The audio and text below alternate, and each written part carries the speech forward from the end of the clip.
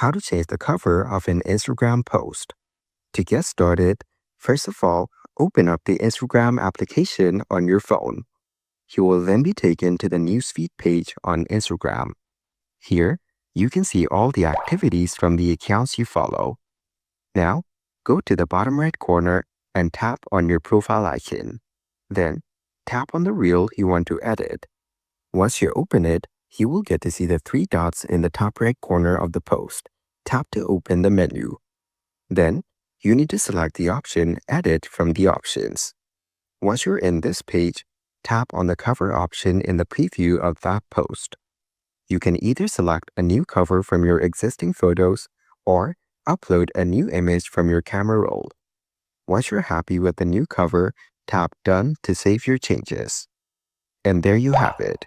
Your Instagram post cover is now updated. So, by following these steps, you can easily change the cover of an Instagram post.